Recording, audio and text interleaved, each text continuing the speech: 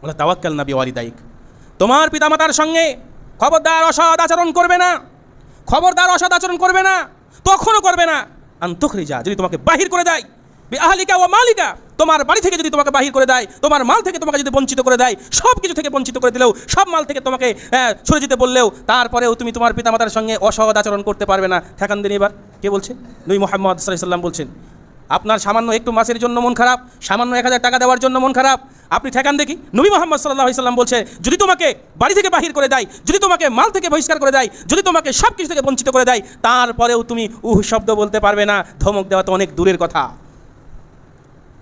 সম্মানিত শুধু আজ পিতামাতার সঙ্গে মানুষ অসৎ আচরণ করে, মানুষ জানে না, যুবক জানে না পিতামাতা কি সম্পদ, যুবক জানে না পিতামাতা কি জিনিস। আল্লাহ রাসূল সাল্লাল্লাহু আলাইহি সাল্লাম বলছেন, হুমা জান্নাতুকা ওয়া নারুকা, আরে জানো তোমার পিতামাতা তোমার জন্য জান্নাত এবং জাহান্নাম। পিতামাতা যদি সন্তুষ্ট করতে পারো, পিতামাতাকে যদি রাজি খুশি করতে পারো, তাহলে তোমার জন্য জান্নাত। পিতামাতা যদি তোমার জন্য অখুশি হয়ে যায়, তাহলে তোমার জন্য জাহান্নাম।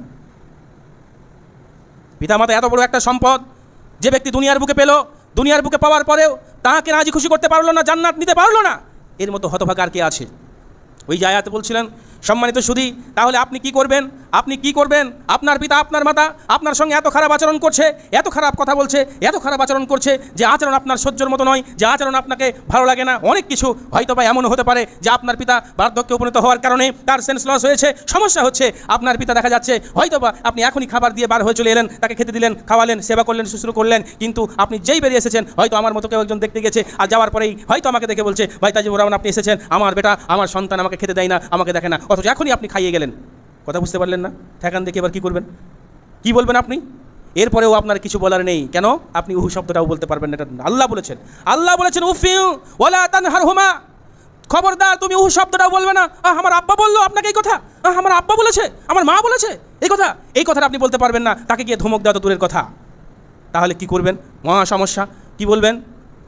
অকুল্লাহুমা কাউলাল কারীমা, যদি কথা বলতেই হয় তাহলে উত্তম পন্থায় গিয়ে বলতে হবে, সুন্দর করে, ভদ্রভাবে। আব্বু আপনি এইভাবে যদি মাওলানার কাছে বলেন, এইভাবে যদি মানুষের কাছে বলেন, তাহলে আপনার ছেলের বদনাম হবে, আপনার পরিবারের বদনাম হবে। আপনি এভাবে বলছেন কেন আব্বু? এভাবে বলা ঠিক হচ্ছে না মনে হয়।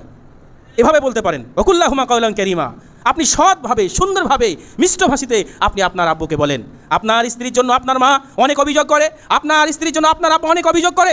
আপনি সেই অভিযোগটা শুনে আপনি তাকে যদি কথা বলতে হয়, তাকে যদি অভিযোগটা নিতান্তই ভুল, আপনার আব্বা যে অভিযোগ করেছে, আপনার মা যে অভিযোগ করেছে, সেটা একেবারে ভুল, সেটা একেবারে বেঠিক, তারপরেও আপনি তাকে ধমক দিয়ে বলতে পারবেন না, কড়া ভাষায় বলতে পারবেন না। আপনি এভাবে কাউলান কারীমা, উত্তম পন্থায়, সুন্দরভাবে, সৎভাবে আপনি আস্তে আস্তে বলবেন যে আব্বু আপনি যদি আপনার বৌমার বদনাম করেন, তাহলে তো সে দেখবে না, এরকম করলে হবে কি করে? আব্বু আপনি একটু তার প্রশংসা করবেন, দেখবেন আপনি তাকে আপনাকে সে ভালোবাসবে। আপনি মাকে এভাবে বলবেন, কিন্তু আপনি এভাবে বলতে পারেন না। আজ যুবক, আজ মানুষ দেখা যায় আব্বা মাকে এমন শত্রু মনে করে, এমন দুশ্মন মনে করে, যার পৃথিবীর বুকে অনেক মানুষের সঙ্গে চলে যাবে, আর আব্বার সঙ্গে চলবই না, মায়ের সঙ্গে চলবই না, এ বাড়িতে থাকবই না। এভাবে মানুষ প্রতিজ্ঞা করে নিয়ে সে অনেক দূরে চলে যাওয়ার চেষ্টা করে, অন্য জায়গায় বসবাস করার চেষ্টা করে, কিন্তু আব্বা মাকে সরিয়ে দেয়। সম্মানিত শুধু না, আপনি আব্বা মার সঙ্গে এই আচরণ করতে পারেন না। এই আচরণ করা আপনার জন্য আদৌ সম্ভব নয়। আপনার মাকে আপনি চিনেন না। আপনার মা যে আপনাকে যেভাবে মানুষ করেছে, যে পন্থায় মানুষ করেছে, যে কষ্ট করে আপনাকে এই দুনিয়ার আলো বাতাস দেখিয়েছে, আপনি কি সেটা ভুলে গেছেন? আজকে সায়েন্টিস্টরা বলছে বা ডাক্তাররা বলছে যে একটা মানুষের যদি 18খানা হাড়, শরীরের 18টা হাড় একসঙ্গে ভেঙে দেওয়া হয়, কয় সঙ্গে? একই সঙ্গে 18খানা হাড় যদি ভেঙে দেওয়া হয়, আর ওই ভেঙে দেওয়ার সময় 18টা হাড় ভেঙে গেলে যে কষ্টটা পাওয়া যায়, মা যখন প্রসাব যন্ত্রণায় ছটফট করে, ওই 18টা হাড় ভেঙে যাওয়ার যে যন্ত্রণা, তার থেকে অনেক বেশি। সুবহানাল্লাহ। একবার ভেবে দেখেছেন মা যে কষ্টটা সহ্য করে, উপভোগ করে, মা যে সহ্য করেছে, যে বেদনা, যে কষ্ট সহ্য করার পর আপনাকে এই দুনিয়ার বুকে নিয়ে এসেছে, সেটা আপনার শরীরের যে হাড় রয়েছে, ওই শরীরের হাড়ের মধ্যে 18টা হাড় যদি একই সঙ্গে ভেঙে দেওয়া হয়, আর ভেঙে দিলে যে কষ্টটা আপনার হয়, তার থেকে অনেক বেশি। সুবহানাল্লাহ।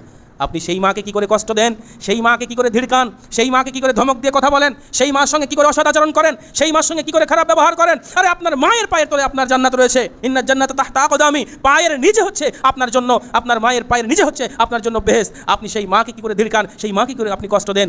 সুবহানাল্লাহ। আপনি কি একবার লক্ষ্য করে দেখেন না, সামান্য একটা মুরগি দেখেন না, যখন তার বাচ্চাগুলো বৃষ্টি আসে ভিজে যায়, তার নিজের শরীরের ভিতরে ঢুকিয়ে নিয়ে, পাখনার ভিতরে ঢুকিয়ে নিয়ে সে ভিজে আপনার সব শেষ হয়ে যায়, কিন্তু বাচ্চাগুলোকে বুকের মধ্যে করে নিয়ে রেখে দেয়। মা কত কষ্ট করে এই বাচ্চাগুলোকে মানুষ করে। চিল শকুন কত কিছু আক্রমণ করে, নিজেকে মৃত্যুর পরোয়ানায় ঠেলে দিয়ে সেই ছোট্ট ছোট্ট জানোয়ারগুলো, সেই ছোট্ট ছোট্ট আল্লাহর মাখলুকগুলো, সে তার সন্তানের প্রতি কী মহাব্বত ভালোবাসা সেটা প্রমাণ দিয়ে সেই শিয়াল কুকুর বিড়ালের সঙ্গে, সেই চিল শকুনের সঙ্গে সে যুদ্ধ লিপ্ত হয়, সেখানে তার নিজের জীবনেরও পরোয়া করে না। আপনি কি একবার ভেবে দেখেছেন, আপনি যেদিনকে ছোট্টবেলায় অসুস্থ অবস্থায় ছিলেন, যেদিন আপনার মনে হচ্ছিল যে আর আপনি বাঁচবেন না, হয়তো বা আপনার জীবন শেষ হয়ে যাবে, ঠিক এই রকম অবস্থাতে আপনার মা কিন্তু আপনার মাথার পাশে দাঁড়িয়ে, আপনার মা আপনার মাথার পাশে বসে মাথার উপরে পানি পট্টি দিচ্ছিল আর মাথার উপরে হাত বোলাচ্ছিল আর দু চোখের পানি ফেলে বলছিল, আল্লাহ যদি জীবন নিতে হয় তুমি আমার জীবনটা নিয়ে নাও, আল্লাহ যদি জীবন নিতে হয় আমার জীবনটা নিয়ে নাও, আমার জীবনের বিনিময়ে হলেও আমার সন্তানের জীবনটা তুমি ফিরিয়ে দাও। আপনি কি লক্ষ্য করে দেখেছেন, আপনি কি একবার ভেবে দেখেছেন, আপনার মা সারা রাত্রি ধরে, আপনি যখন অসুস্থ হসপিটালের বেডের মধ্যে পড়েছিলেন, ওই দিন আপনার মা, ওই দিন আপনার আব্বা হসপিটালের বাইরে গেটে সারা রাত্রি ঘুমায়নি, একবার এদিক থেকে ওদিক, ওদিক থেকে এদিক আসে, আর আপনার মা ওই হসপিটালের বেডে আপনার মাথার গোড়াতে বসে বসে আপনি সেদিনকে ঘুমাচ্ছেন, আপনি অসুস্থতা ভোগ করছেন, বুঝতে পারছেন না, আর মা আপনার সেদিনকে না ঘুমিয়ে সারা রাত চোখের পানি ফেলছে আর আল্লাহর কাছে দোয়া করছে, আল্লাহ তুমি আমার সন্তানকে ভালো করে দাও, আমার সন্তানকে যদি আমার জীবনের বিনিময় হয় নেওয়ার পরেও আমার সন্তানকে তুমি নিরাপদে পৌঁছে দাও। সুবহানাল্লাহ।